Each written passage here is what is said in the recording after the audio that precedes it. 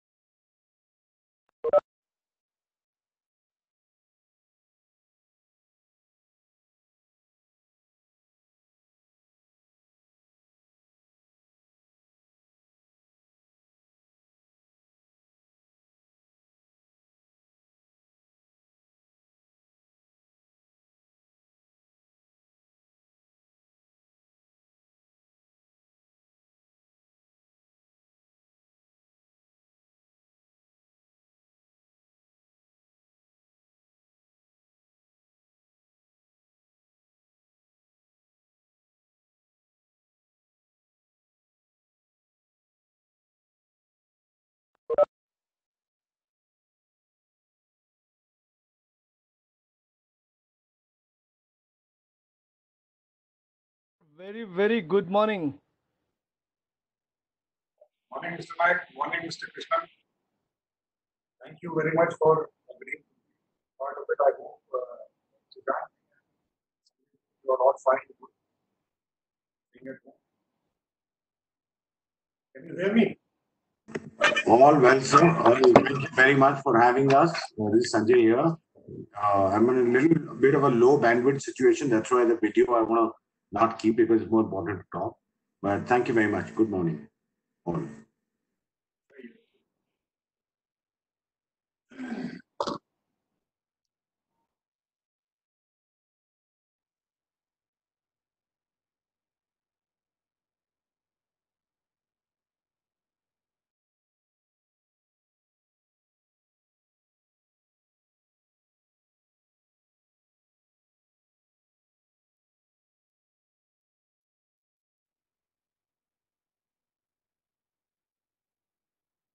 Chandi, can you hear me?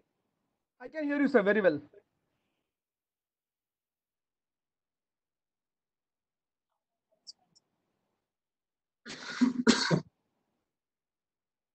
I can't hear you.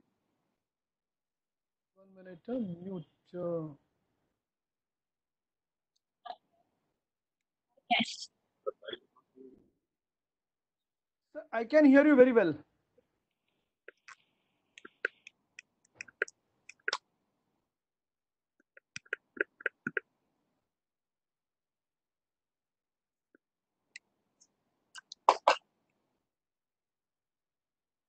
I can't hear you, Chandi.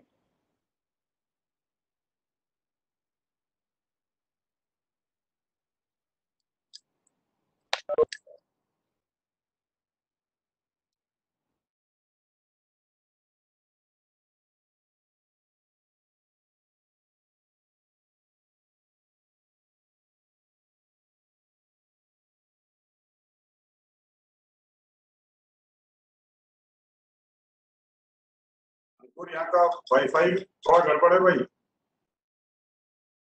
Yes sir. Hello. Hello sir, आवाज आ रही है sir? Hello. आवाज नहीं आ रही बिल्कुल. So there is an issue with the speaker because it's very clear That's fine. You work it there. on the Wi-Fi only. Ankur, Can you इसका hear me now? Speaker का वो कैसे test करूं? मतलब लाइक मेरे headphones में voice clear आ रही है बट सर के स्पीकर्स पे नहीं आ रही है. So can you hear me? हाँ हाँ.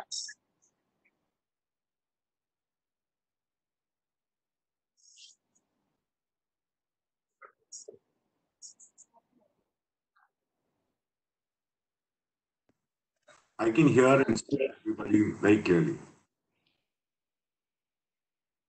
So can you hear me? Cancelling speakers.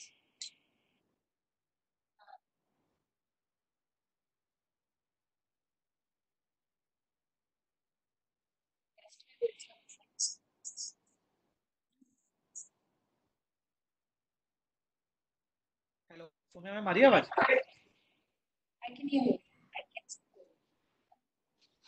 Hello. It's coming with some lag. अंकुर, ठीक है, वैसे आवाज आ रही है. बहुत shaky let हो me जा रही है. log out and log in again. Okay. एक बार लॉग आउट करके लॉग इन करा दो.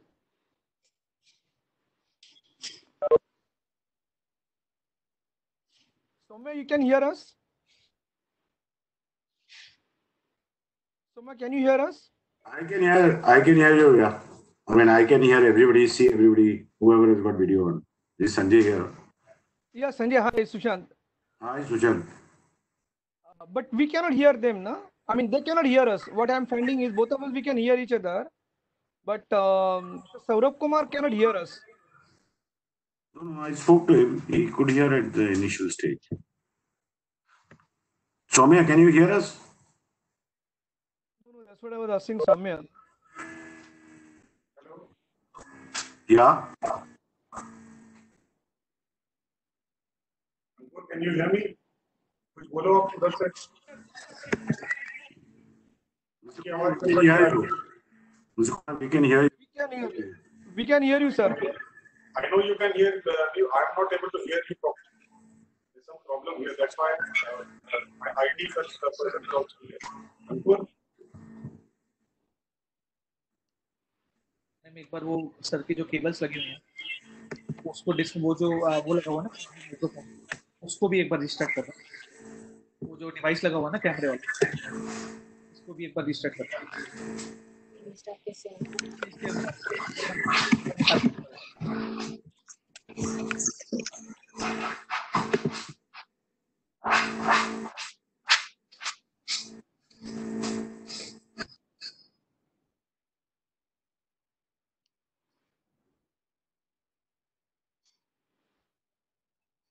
हेलो कुछ भी बोलो तो आगे कर दो। हेलो डिस्कनेक्ट हो गया कैमरा डिस्कनेक्ट हो गया।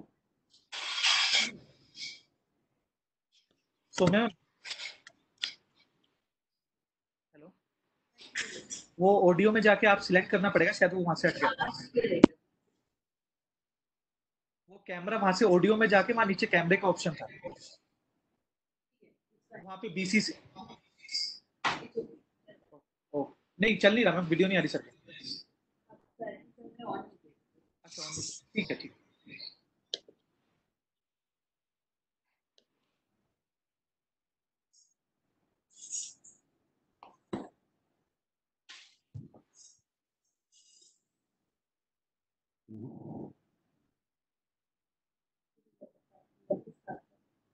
वो आई नहीं रहा ना, देखो कैमरा नहीं आ रहा।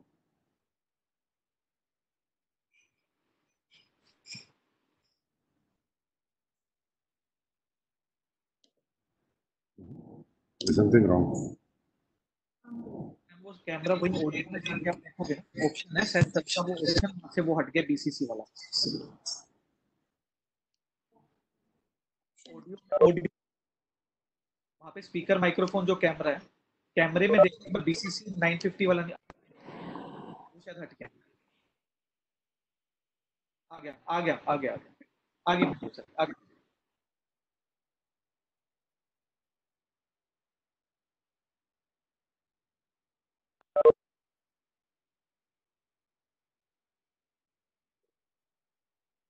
वाईफाई आ जा क्यों रहा है? सर इशू होना नहीं चाहिए सर, एक्चुअली सोम्या मैम भी कनेक्ट सर, इशू होना नहीं चाहिए। हेलो आ रही है सर आवाज? हो रहा है भैया, इसके यस सर, मैं चेक कर लेता हूँ सर, मैं आज ही सर इसको चेक करवा दूँ।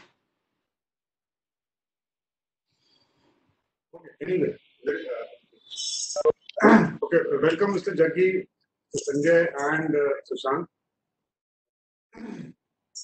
The format that we have got, which we sent it to you, is that I will first introduce all the three panelists, and then we'll go over the questions that were there in the note that we circulated.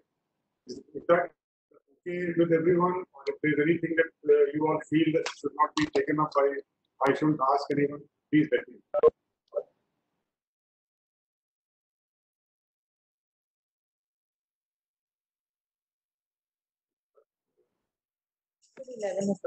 Questions like that, I think okay with, I think with whatever you ask. If there is, I think we have a chat window on WebEx, so we can always, kind of put it out there if there is any question or any clarification, so it shouldn't be a problem. Thank you. Sir, so what I will do is I will quickly take all of you through what the format will be like. So initially what we will do is there is a presentation that before we go live we will be presenting for 2 minutes. So once you see this presentation, we will start broadcasting on Twitter. This will stay on for 2 minutes, after which I will change this back to Mr. Saurabh Kumar, and then we will start with your introductions. Once he introduces all of you and gives a brief background of what his experience is like, we will come back to the presentation, which will be a context setting. Here are a few 4-5 pointers that we have taken out. So Mr. Kumar will first set the context, after which he will take your views one by one on all of these areas that we have decided and we have circulated on the board. Post end of 45 minutes of discussion, for 15 minutes we will have a Q&A session. These questions we have received from various stakeholders. In addition to that, we have also got a few questions on Twitter, and we will continue to be monitoring questions on Twitter till the end of the webinar.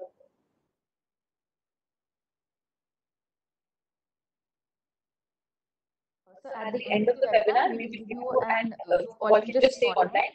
So we will give the closing remarks, after which we will go offline, and then we will let you know that we have gone offline.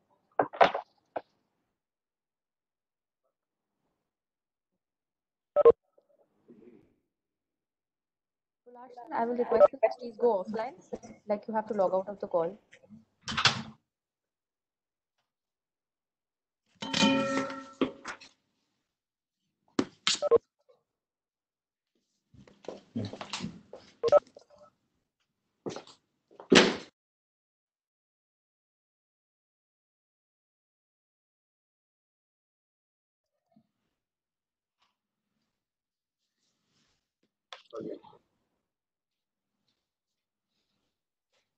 We request all of you to please switch on your videos.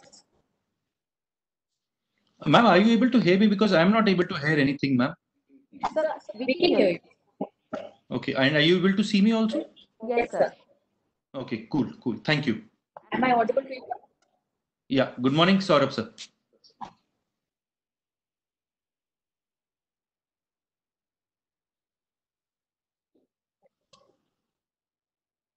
Good morning, sir. Good morning. Good morning. And Mr. Nair, I request you to please turn on your videos. I can't because the bandwidth is low, so it's cutting it off. Keep myself on the audio and losing the connection altogether. Right? Okay, works, sir. Thanks.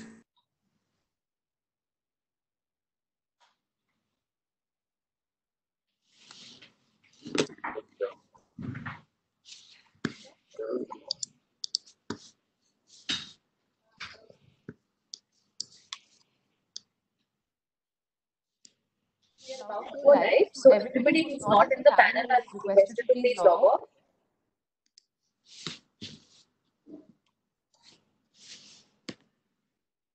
You can please log off.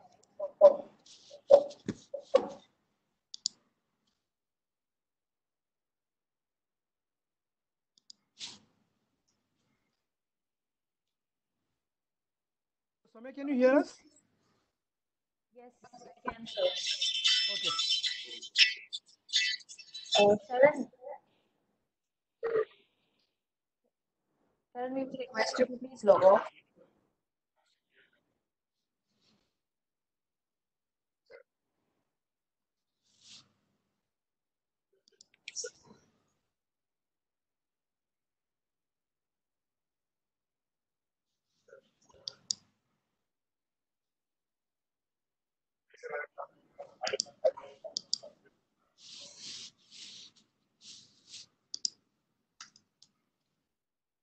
Anmol?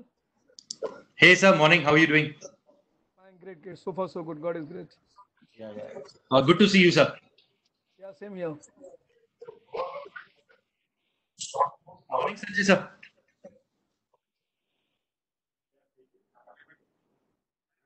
Sharon, you have to log off from the call.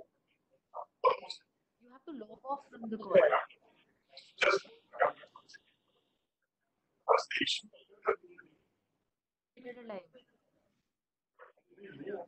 Activate.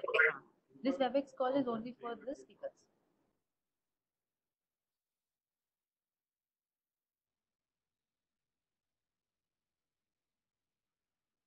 Swamiji, what do you mean by going live? Is it being displayed live on Twitter? What's the meaning of going live? So our discussions will be broadcasted on Periscope. So if you go to our handle ESL_India, you will be able to see this WebEx meeting there. This is same like last time we did, no? In Delhi, your ESCL 20 years program or 10-year program. Same thing was Twitter, correct? Same it is? Similar, but this time it's only WebEx and there's no physical program happening. Correct, correct. Ankur, let's go live now. So we will request all of you to please be quiet. As soon as I take off the main screen, Mr. Saurabh Kumar will start. Sure. And ma'am, he will only moderate it? Yes, sir. Okay.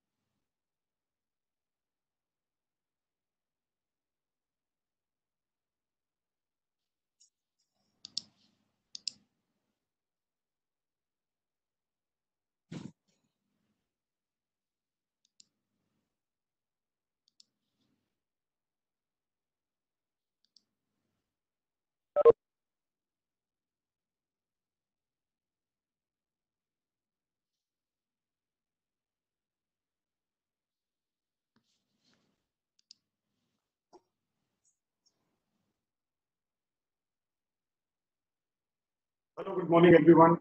This is Saurabh Kumar from ESL, and welcome to the Saturday morning.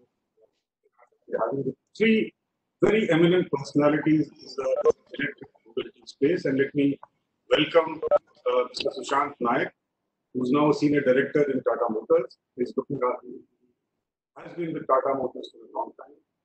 His profile has recently been upgraded to more international as well. He has been single most driver, if I may add, for the mobility of in general and electric mobility in this country. Welcome, Mr. Nayak, on this program. I also have Mr. Sanjay Krishnan, who many have been calling him actually the father of electric vehicles in this country.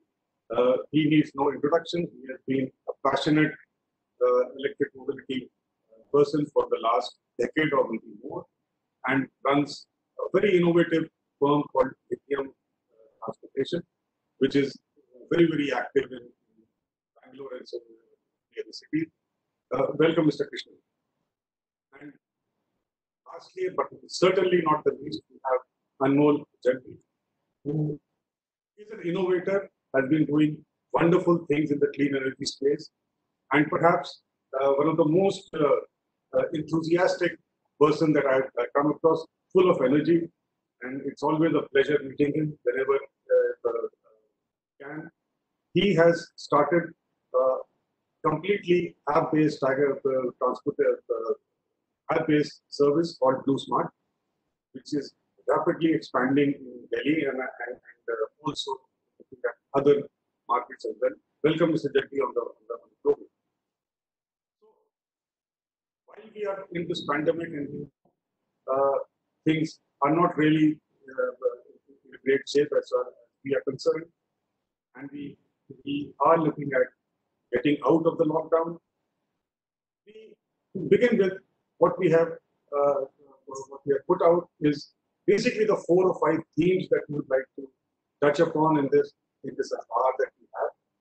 The first one is, as per the IEA Global EV Outlook, India's share of EVs vis-a-vis the normal transportation is set to rise to about 30% by 2030, which means a large number of vehicles which are being produced in this decade perhaps will EVs other than IC.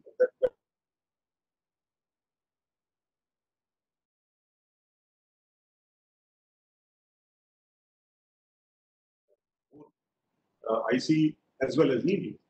And again, there are reports that we may produce 7.5 million fewer vehicles in 2020. COVID-19 has certainly impacted the electric mobility supply chain, as a lot of the components are imported still. What can we do in this new scheme of Atmanirbhar Bharat, where we are looking to localize content? What we see is that the outlook for EV industry still remains positive, and the reports indicate that 30 to 35% of sales need to be electric.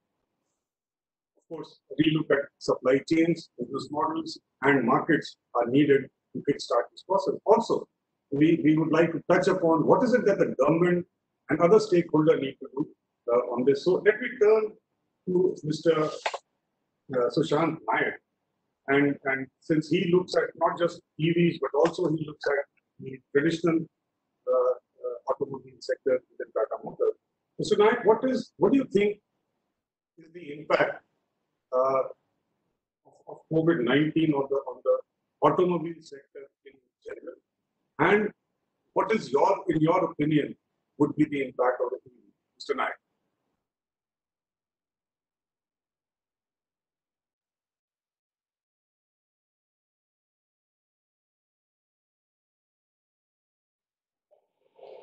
Mr. Naik, can you hear me? Okay, I think probably we'll try and get him back. So, Mr. Sanjay Krishnan, since you are a veteran in this field, I pose the same question to you. That goes to Mr. Naik. Can you hear me, sir? Yes, Mr. Naik, go ahead. Yeah. So sorry. So basically, sir, if you look at the COVID-19 has brought automobile sector, let me talk more as from the industry perspective, is a VUCA word, basically a volatile, uncertain, complex and ambiguous word. And yes, COVID-19 has affected the whole supply chain. That is our vendor production. Hello.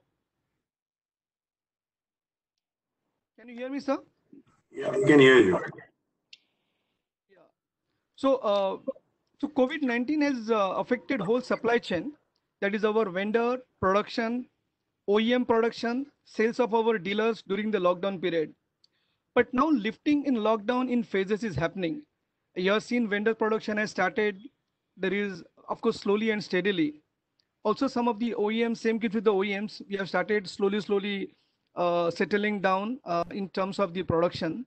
And dealer showrooms also are opening up slowly. But all this is with the big cautious approach and following a proper government guidelines and SOPs. At OEM level, if you look at all are busy in main four key areas. One is employee protection and safety, ensuring complete and smooth working of supply chain. Very important is a cash and liquidity management in this crisis. And the fourth is continuous communication with all the stakeholders. So if you look at this point, as per SIAM, the stated position, which is already known in the media, is for financial year 21, we are expecting degrowth in the range of 22 to 35% in different categories of the vehicles, that is two-wheeler, three-wheeler, passenger vehicle and a commercial vehicle. With the main assumption, GDP growth will be around 0 to 1% for the financial year 21. And if you look at some media report, we already said that from next half year of the financial year, we are looking at some recovery for the automobile sector. So this was more from the supply side. But if you look at more from the demand, there are two things are happening, sir. One, I would say one negative factor and one is a positive factor. Negative factor is a low demand phase right now because of low sentiments, uncertainty of job, pay cut fear, loss of business, and hence customers are postponing their discretionary purchases, including cars. Also, work from home as a culture is becoming, I would say, is a acceptable culture now, and because of that, will be less demand on the mobility. And third factor is increasing the cost of purchase for BS6 because of BS6 and the insurance. So these are the negative factor. What is the positive factor? Some silver lining always. So social distancing become a important norm, and because of that, what we are finding is a lot of personal buyers. I would say they will. I mean, personally, there will be some buying of the cars because people are looking for a safer mode of transport. So we are expecting some shift from the people who are traveling by bus and train. They will shift to two-wheeler or second-hand cars, lever cars. Also, there will be some upgradation of the cars we are expecting. Also, automobile OEMs, if you look at, they are working on the innovative promotional scheme, innovative financing schemes. Also, digital events are happening, and alternate purchase option like leasing is offered. So, if you look at this negative and positive, both factors, how it will netting out, that will time will prove because depending on how Corona issue is getting controlled. So net impact will be known in the few quarters only, depending on how Corona issue. But overall, just to put it, yes, there was some disruption, but now slowly things are falling in place. Thank you. Thank you, Mr. Naik. I think very valid points. And yes, we all know demand is still not there. Also understand the kind of work from home culture that is coming. So, but important point is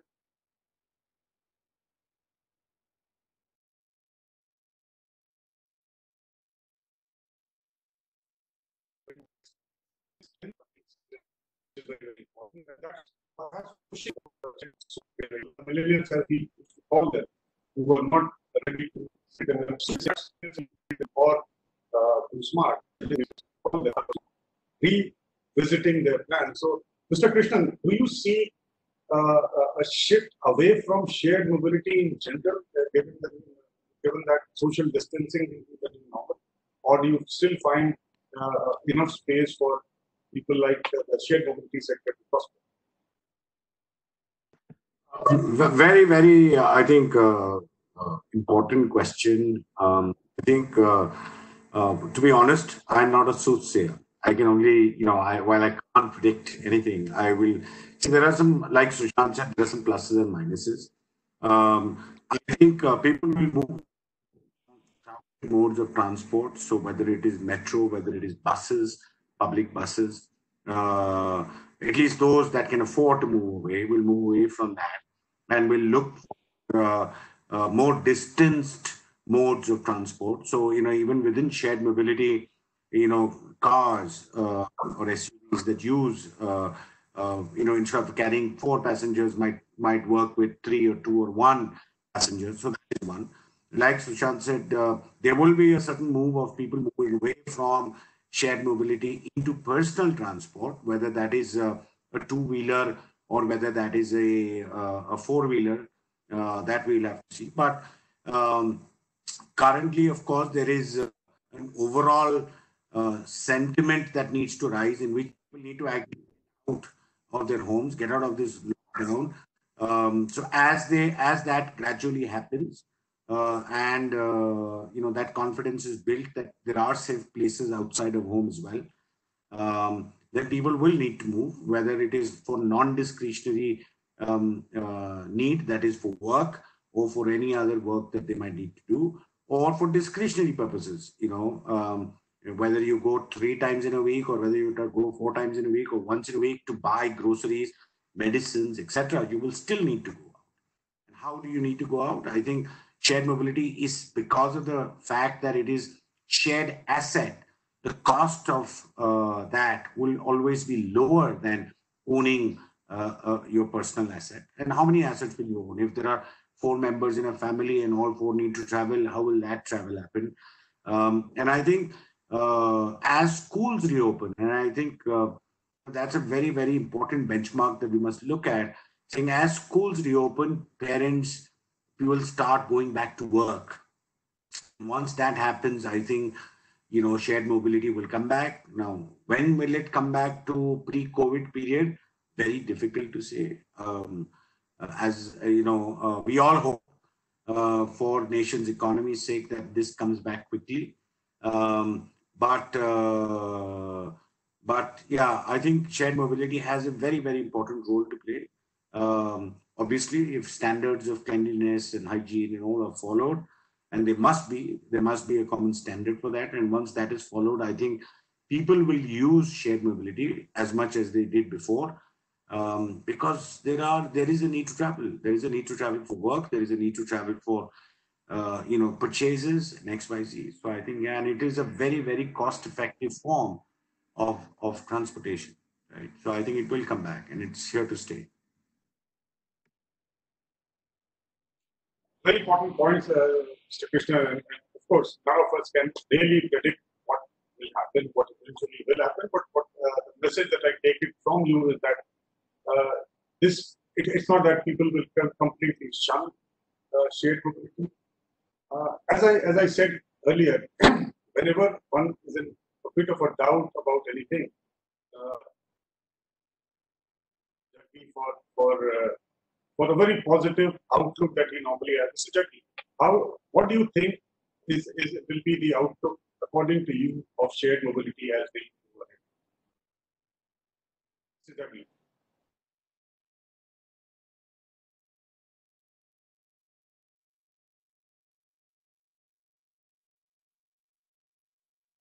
Great. Thank you. Sir, I think our first philosophy that I have is that human being is a social animal, and you can you can tap the human being or keep them in the house for 1 month, 2 months, 3 months, 4 months. But ultimately, we are meant to be social animal, and that is how all of us are wired, and that is how all of us are built. So, in the medium term, which I would say is about 6 months, I believe that we will be more than back. The reasons are that one, there is people would want to trust more with shared mobility, and as shared mobility providers, it is our responsibility to increase the trust of people in us, whether it is by ensuring more reliable cars that we do not cancel on our bookings, we do not do surge pricing. So we will have to implement such steps so that people can get. It is not a matter of just health and sanitization, which is very important in the current short term, but in the medium term, we need to become a more reliable and a more responsible service. And if a person sit in Gurgaon, Delhi, Bombay, if they know that every time I book a car, the car will come, and if I know that the fare of that car will be reasonable, and moment there are few raindrops, there will be no surge, then I think there will be people will actually personal mobility and come to shared mobility, because currently also it looks like that you're able to hear me, sir? Yeah, no, we can hear you. Yeah. We can hear you. Yeah, thanks. Thank you. So due to current, however, in the short term, which is let's say in the next 3 months, we can definitely say that currently all shared mobility is about 90% down. But on that small base, we are increasing very fast, and week on week the growth is coming back. I can tell you that we had thought that airports will be a smaller demand area, but airports are booming. I think we are doing rides left, right, and center to the airport and from coming back. So there is a lot of these smaller pockets which need to be targeted where people are traveling now. The use cases have changed. The use cases, 30% of all rides today on BlueSmart are to and from the hospital. So the use case has changed, and we need to adapt to the newer use case. And in the short term, which is next 3 months, if we adapt to the newer use cases, and in the medium term, which is 6 months, we have to make ourselves more reliable and more responsible. And if we are able to do it, I think there is no denial that if who would want to pay 10 lakh rupees for just when you're buying an apartment, you have to pay 10 lakh rupees for the parking, whereas the car comes for less than 10 lakh rupees. So who would want to do that? And but only the question is about reliability, and are you a responsible player or are you not a responsible player? If we are a responsible player as an ecosystem, we will be able to ensure that people switch out of personal mobility into rideshare, and that is going to be the win for all of us. Excellent point, Mr. Gargi, and the key takeaway that I can is that reliability, healthy vehicles. I mean, if I may be allowed to club all what you've said together, and some standard operating procedure so that confidence comes back. I mean, as you rightly said, if it is only about going from point to point, 10 lakh versus maybe 100 rupees, plus all the hassles of parking and etc. Then, as what Mr. Nayak and also Mr. Krishnan very rightly point out, it's also about cycling in this COVID times, and the virus doesn't seem to be going away, at least for a while. And that's why I want to turn to Mr. Nayak.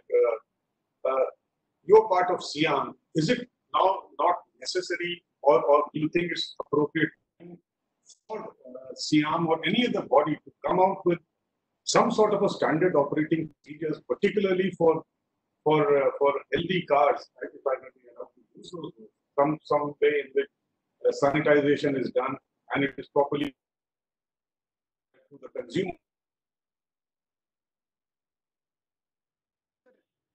You are very right, sir. Hello. Hello. Hello. Be done. And who should be the right entity to do this? So can you hear me now?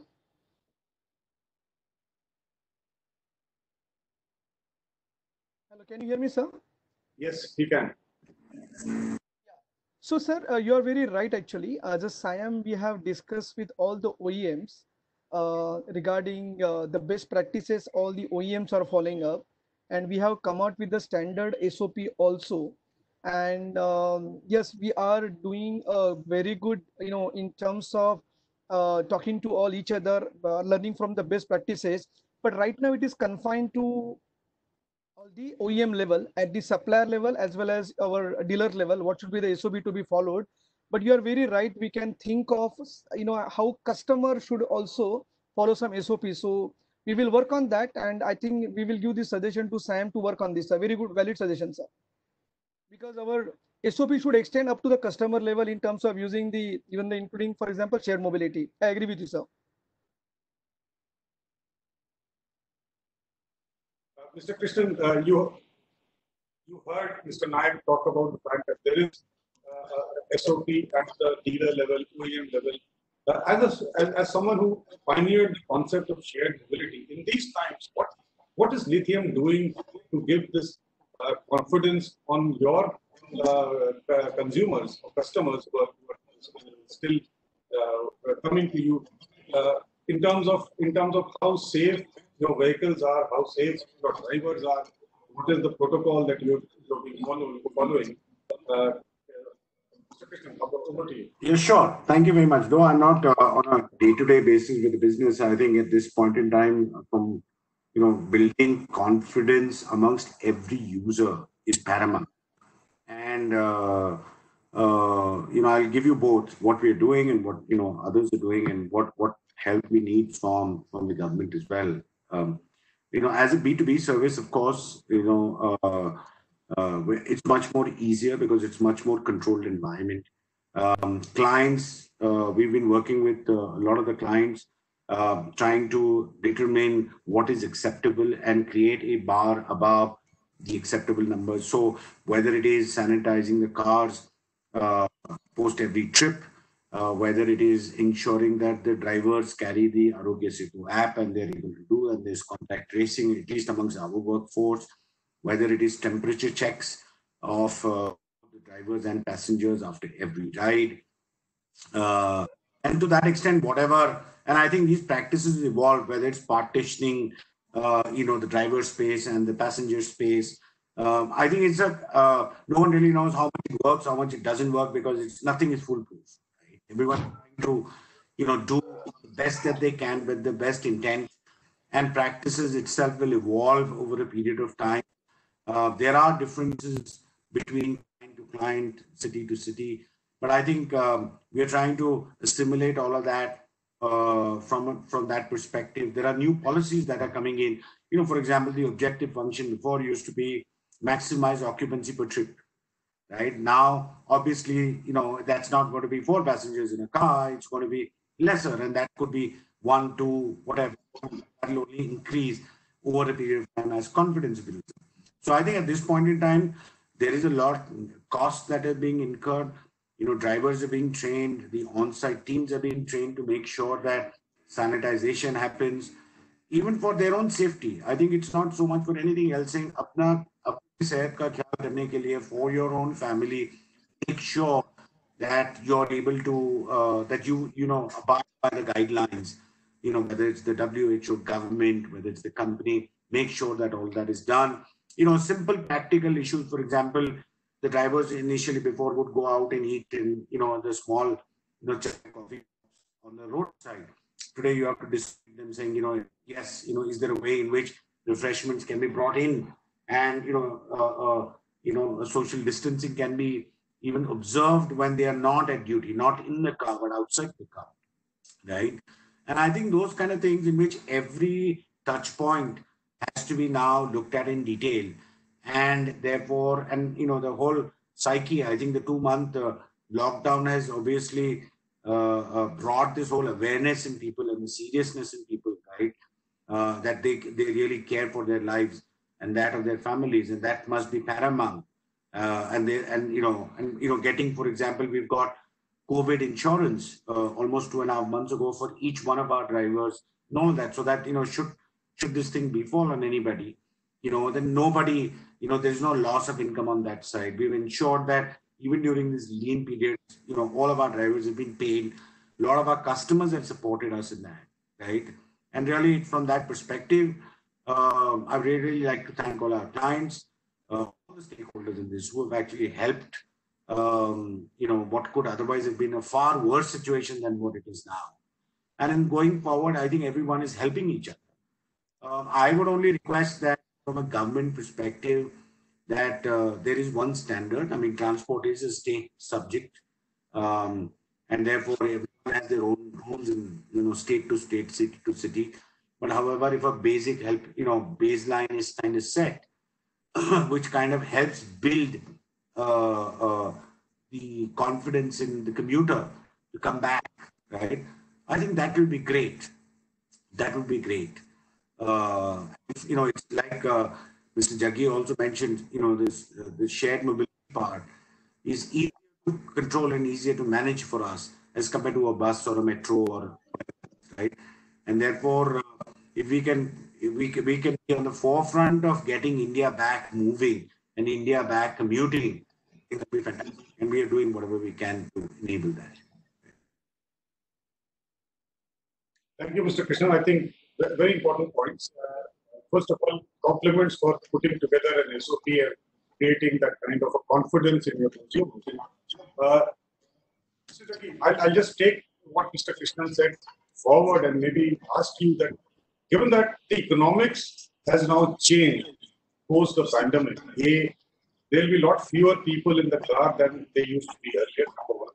Number two, all this, what Mr. Krishnan mentioned, whether it is COVID insurance or it is training the drivers or retraining the drivers, kind of making sure that they understand what they have to do, the checks, other SOP, is only going to increase cost. How do you cope in with this, Jaggi, once your operations have started and so on? Great question, sir. So, we assessed all the costs that are there, and in the assessment of the cost, whether it is to provide every driver partner with the mask, to install the driver cockpit so that there is no contact between the rider and the driver, to put the car on recirculation AC mode and not on circulation, to stop the recirculation mode on the air conditioner, and to ensure that the cars are being sanitized after every ride. Of course, it is costing money, and I can tell you from our experience that it is almost costing us about 8 rupees to 10 rupees per passenger. The cost, if I amortize it over a day, it is coming to us for 8 to 10 rupees a passenger that we are having on our ride platform. And this is, of course, if the average ride is about $200, then this is a good 5% of this expense which is going towards health and sanitization. But I think at BlueSmart we clearly believe that this is about creating the fact that we want to be responsible, and in this is a very small cost that we are bearing, and this too will get factored in. I'm sure and confident that consumers in the long term will start to value, and whether that reflects in more rides or whether that reflects in more revenues that we can generate. But I think we should be able to start to get back some of these costs. But today, yes, it's about 5% of a trip cost is towards insurance, of the extra insurance of the driver partners, extra sanitization and all of that, which is contributing about 5% additional to the cost. Rides going back, I think rides not coming in because people are at their home, that's a temporary problem, and I think that will get fixed in the next about 90-100 days. So yes, we are bearing through it, and definitely we all have strong balance sheets, and that's why we have to kind of adjust to it. But that's the reality of life. However, two very important people in our lives, which is our consumers and our driver partners. Both to consumers and to our driver partners, we have to be absolutely honest and ensure that they are if in this downtime we are able to take care of our consumers and of our driver partners. I think in the long run we would have created a company which would have earned trust of consumers and driver partners. And if these two constituencies are happy with you, then ride sharing business is a cakewalk. Thank you, Mr. Reddy. I think very important points. And thank you very much for sharing that this does increase cost, maybe 5%, 10%, different for different people. So that brings me to my last segment of of today. And what can the government now do? There's a FAME 2 which is there. FAME 2, and can FAME 2 be reinvented to create demand? Demand for shared mobility, also demand for personal mobility. Number two, what could other large corporates do? I mean, just that as the government, as the central government has done, where it came out 2 years ago and said that we will start using electric mobility. We have not heard anything like this from any captains of the industry, the CII, big players in the corporate sector. Something that I would pose to Mr. Sushant Naik. There's an Indian Climate Collaborative that we have, which is actually piloted by Mr. Ratan Tata, and other captains of the Indian industry. Is it now time for entities like this to emulate government? Say that next 1 year, 20% of my taxis I will only have EV. That could be a demand creation. Can we look at same including personal mobility for EV? So, Mr. Naik, first you, and then I'll take this to Mr. Krishna. Sir, thanks a lot. So you're very right, sir. So two things immediately come to our mind is FAME 2 visibility. What it is actually it's only 3-year scheme, but what we are expecting government to extend further also. Till there is a sizable percentage of electrical vehicles come on the road. I think FAME 2 should continue. That is our demand to the government of India. Second thing, you are very right. Right now, FAME 2 is speaking about the share mobility and the government buying and all, but personal mobility or personal buying is not there. So we are also already requested government to consider this, that personal buyer also should be allowed to get FAME incentive. You are very right. Third thing is, sir, what we are saying to EV penetration point of view, there are 3 more points. One is EV financing also is a still challenge. So we want government to support us, and also, can you hear me, sir? Yeah. So also we are requesting government to have a EV is also important from the country perspective, environment perspective. So there has to be some lesser interest rate for the electrical vehicles. Also, what we are finding as one more challenge in terms of the home charging installation, which is our experience of Tata Power, Tata Motors, and hence we are requesting government to have an automatic approval of DISCOMs and RWA, that is a Residential Welfare Association approval for charging installation, and also waive DISCOM security deposit, service fee, etc., so that people come forward for a home charging installation, because that also is becoming big challenge.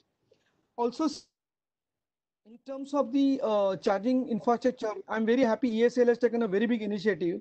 But one of the studies says that the government of India, where they're also planning a charger, there has to be a proper discussion with all the stakeholder, saying that it should be at the convenient locations, all the public charging. Otherwise, it should be out of the way. Then China experience says people are not using the public charging. So we felt that yes, government of India can have a very big role. Also, our outstanding request with the government of India is, whatever new buying of the government, it should be around 20 to 25% should be minimum. It should be the electric vehicle. All the state transport undertaking STUs, we are requesting government of India to mandate them. Around 20% of the new buying of the buses should be the electrical buses, for example. So these things are we are requesting government again and again. Coming to corporate, yes, we are seeing a lot of traction, especially IT sector are going for the electrical vehicles. I think Mr. Anmol or Sanjay also can say that a lot of IT sector is really looking at buying electrical vehicle for their employee transportation. So that traction is coming in terms of the IT sector, and a lot of large corporates are talking in terms of going and shifting to the EVs for their own vehicles. So we can see that EV is really a mega trend as the country, and it's just a short-term disruption, but we are really expecting in mid-term to long-term the EVs will again come on the track. Thank you, Mr. Nayak. And let me turn to Mr. Sanjay Krishnan. What, apart from what Mr. Nayak said, what more can government do to maybe reduce the gap between the capital cost of the cars? I see one, of course, is saying subsidy, but is there anything else that you could suggest government needs to take up urgently, in addition to what demand creation measures that Mr. Nayak mentioned, which could spur the demand for EVs? Sure. I'll just take both questions. One, the earlier one that Sushant mentioned, and I think there on the corporate side, because we are essentially a B2B side, I think a lot of companies over the years working with them have actually pledged, both companies globally as well as in India, Indian companies, Indian multinationals and global multinationals, both have kind of pledged to move a large part of their fleet, to sustainable means. So there are companies which I can, actually mention here, part of the EV100 and people who pledge that. Wipro is one of our clients that globally is, across India has, kind of set that 30-40% of their fleet already is going electric.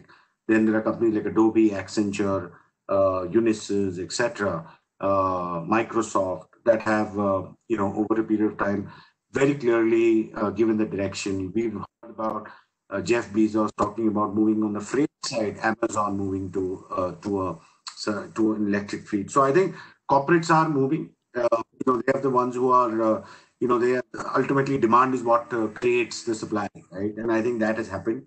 On the government side, of course, through your own program, Mr. Kumar, through ESL, I think there's been a great fillip on converting government fleet, etc., to that. So I think from the demand side, at a macro level, yes, the government has done what it needs to do, and doing. I think on the short term, really, as we spoke earlier, I think if there is a confidence building, if the government can do a lot of messaging on that, on getting people out back there, people have actually experienced clean air after many decades, right? And saying that if you want to keep experiencing the clean air in Delhi or other cities, then electric is the way forward. So go on, travel, but travel electric. So I think whether that is a two-wheeler, three-wheeler, four-wheeler, electric bus, whatever that is great. So I think that messaging and the government should stay the line on that. In terms of FAME support and reducing the cost, I think in four-wheeler, that cost differential between a BS6 and electric is almost kind of even more reduced. And I think even though the volumes are in thousands for electric and millions for the IC engine vehicles, the difference is about 1.5 to 2 lakhs, which in my view, is actually good enough, right? For it to to take forward. I mean, newer models coming up now. So, whether it's the MG and other such models, Hyundai and other Tatas themselves coming up with their SUVs, etc. I think as newer models come up, consumers will go and buy. Financing will be available. Financing was tough initially because the private force of, for mobility companies, it was in terms of shared mobility, kya hai, kaise hoga, kya hoga. Electric vehicles were new, but I think with vehicles, lithium itself has done about 30 million odd kilometers to date, and therefore, if people are assured of your business model, and from a personal mobility perspective, if you're keeping a job and you have a good credit rating, for example, from what I hear, the MG company sold its SUV, the ZS EV. They sold 2,500, within a few hours of their booking opening, and most of them went to retail customers. So I think there is that impetus now for people to buy, as long as that rolling stock is available. In terms of support, I think honestly, between you and me, this next couple of years are going to be focused on rebuilding the infrastructure in the country, and kind of taking care of healthcare. where we are. I think, therefore, if they just continue what they've done with the government, and the government has done phenomenal in terms of support. We get as much subsidy, if not more, as much as a Finland or any of the Nordic countries, right? So therefore, from that perspective, neither it is right for us to expect and say, "Ki bhai, aap aur karo." I think FAME 2, where it incentivizes impact, is absolutely clear that shared mobility is the one over personal mobility, because a person buying a car and not running it more than 100 kilometers a week doesn't contribute anything to the environment in terms of the impact. And therefore, whether it is on that or whether it's saving on IC fuel, hydrocarbon imports, none of them is met. So from that perspective, I think the FAME 2, if it can be just kind of kept alive. Yes, there might be some localization needs, XYZ, which is again good for the country. But I think the only thing is really for you, sir, my request is as a senior functionary in the government and someone who's a think tank for the government, if I could request that EESL not just remain within cars and charging infrastructure, but also look at buses, right? Like Sushant said, mobility in terms of buses, electric buses, is not just for municipal, but also from a private sector, still accounts for 70% of the bus procurement.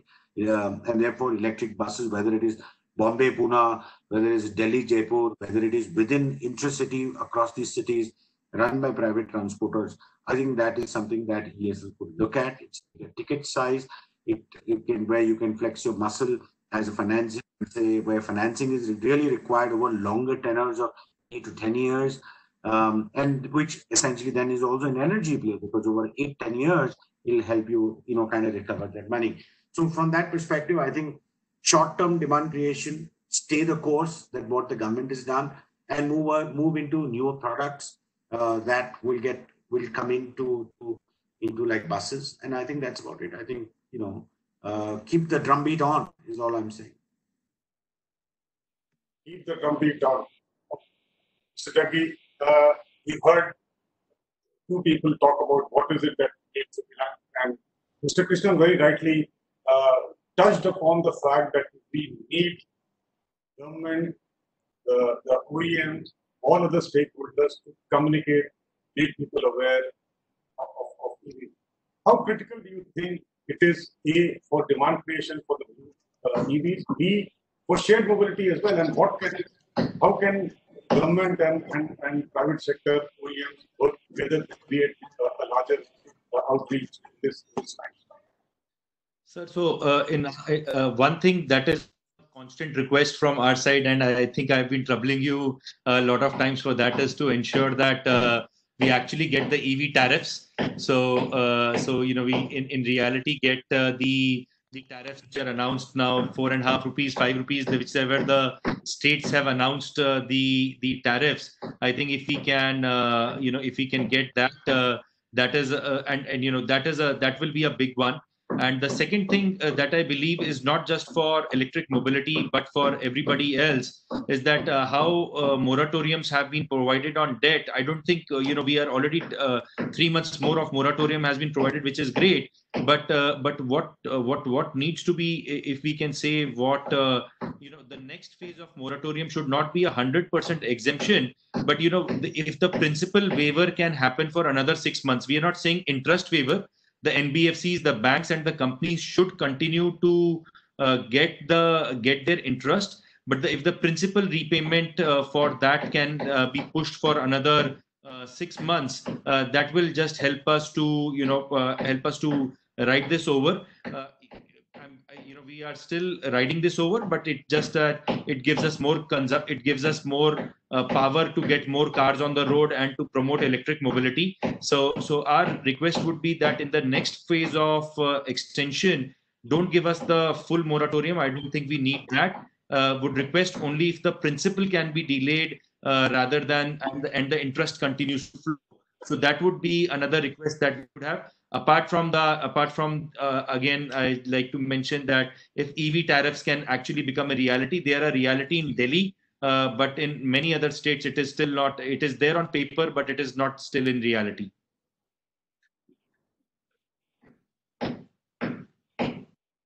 Thank you, Mr. So we come to the end of the first segment of today. We have several questions that are coming through as we are live on Twitter, and I'll ask my colleagues how many people are actually watching us live at this point. It's about more than 1,000 people who have been watching live on this. It's a pretty good thing, and all thanks to the stalwart that I have on the show.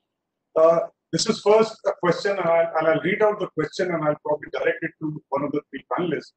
This is from Aishwarya Raman, Mobility Institute, which says that COVID-19 has expedited the need for local manufacturing.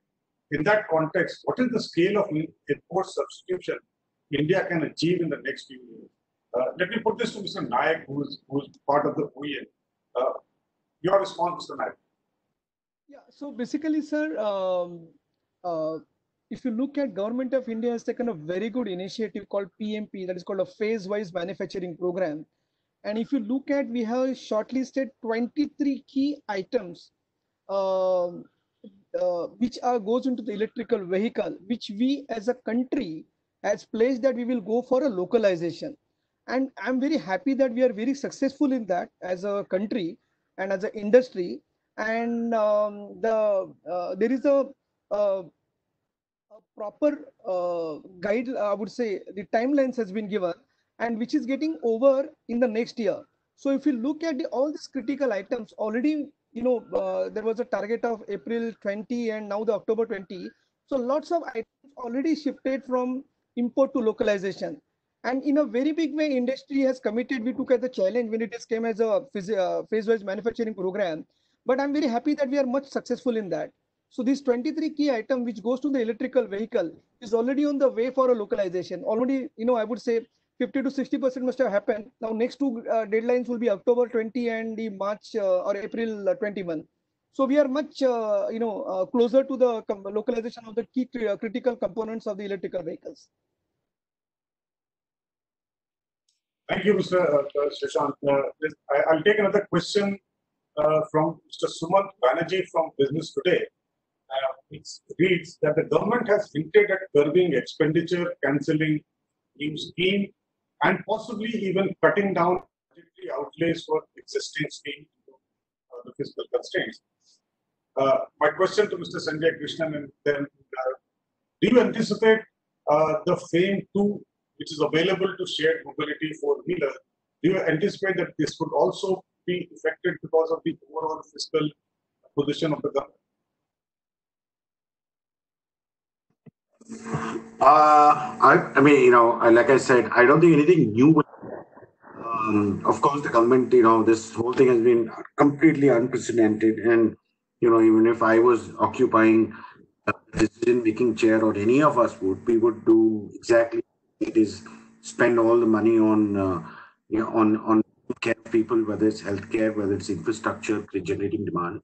So from a FAME 2 perspective, I think the best case scenario is continue it for at least continue the same for I don't expect anything for it to jump beyond that, because there is money in the system. But yeah, the best case scenario is maintain what you've already started last year. It's like baking a cake. It takes time to bake a cake, and a half-baked cake has no value. And therefore, if you were to stop this year, then you really have spent whatever you spent, but and kind of can the program midway through. So I think we should stay the course that we have, because I think this is for the future. The result may not be visible 3 months, 6 months down the road, but I think these are the things that will impact us 3 years from now, 5 years from now, 10 years from now. And therefore, it is very important, though I don't expect anything new. It will be music to my ears and to all of our ears if something additional is given. But even if they stay the course, I think that is fantastic.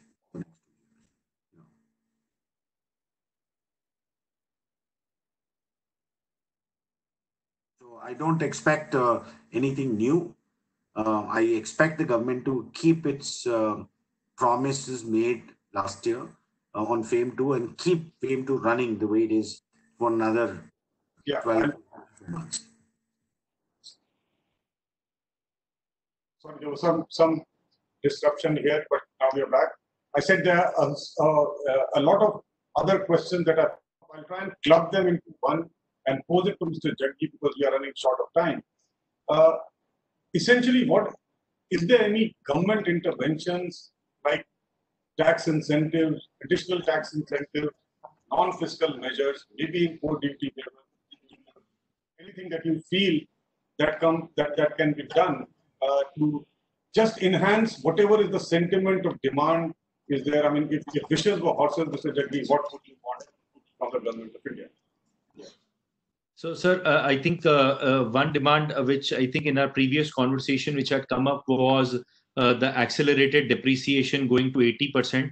If you look at the renewable energy industry, the complete renewable energy industry has been built on the fact that they had 80% depreciation for almost like 10, 12 years. So that is another thought, a very, very important point. If we can do that 80%, it will help to accelerate the adoption of electric mobility.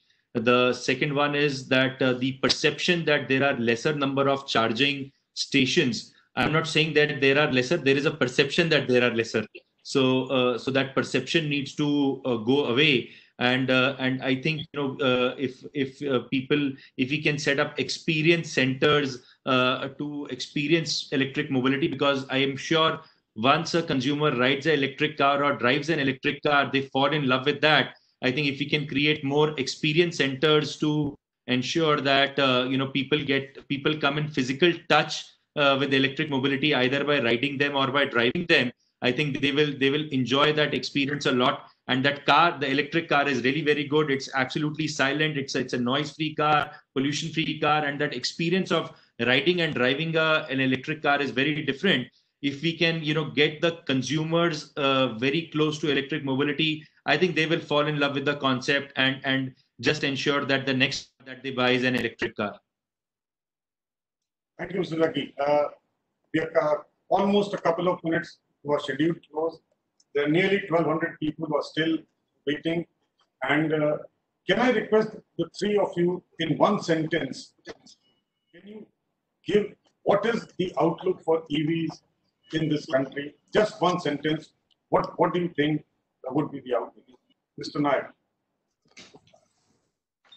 Outlook in the long term is fantastic, sir. No other word.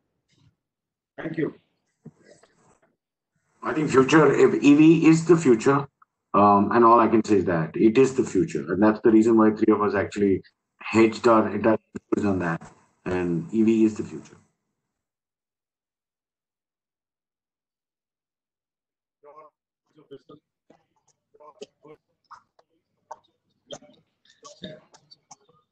No, sir, my sense is that I'll be the most happiest when all petrol pumps convert to electric charging stations and all cars convert to electric cars. And I think in a decade from now, we will see a lot of progress on this. Okay, so petrol pumps becoming EV charging stations. Wonderful to have all three of you, Mr. Nayak, Mr. Krishnan, Mr. Jaggi. Thank you very much for sparing your time. I think it's a first public conversation that at least I have had on this subject post the pandemic. I think we need to engage more. We need to have more buzz around this topic. And I would conclude by saying it is fantastic. It is the future, and the petrol pumps will also install EV charging very, very soon. So thank you very much once again. And thank you very much, sir, for having us. Thank you very much for having us. Really nice to be part of that. Thank you very much. Thank you, everyone who has been watching us live. We will come back to you with more on the subject. Thank you very much. Thank you very much, sir. Thank you.